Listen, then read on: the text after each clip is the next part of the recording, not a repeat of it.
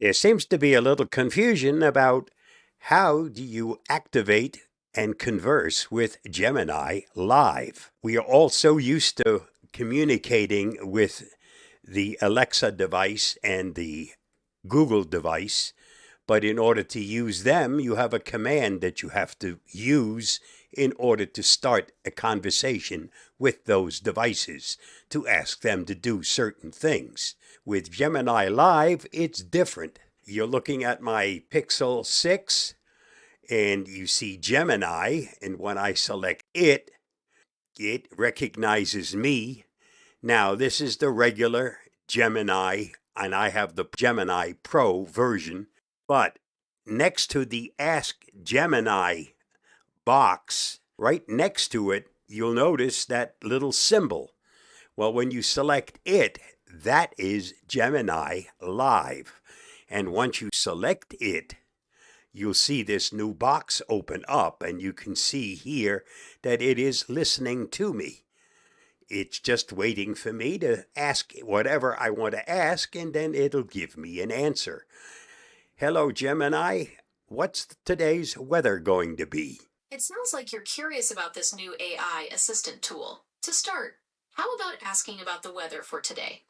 I just did that. Would you give me the answer, please? Today's going to be a sunny day in Meadow Lake with a high of 55 and a low of 26 degrees Fahrenheit. Thank you. I'm doing a video recording to show off your features and how I use Gemini Live. Gemini Live is easy to use. You can just ask your question out loud, like you did with the weather. Or you can also type out what you want to ask. Give it a try. What else would you like to ask?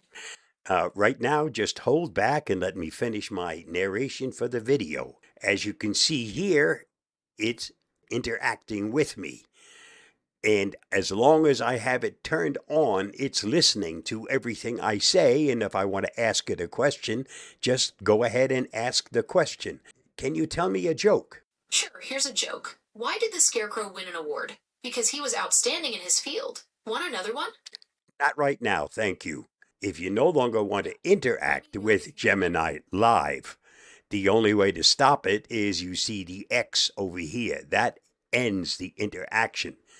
As long as I leave this open, it will continue to interact with me, okay? And it's always listening.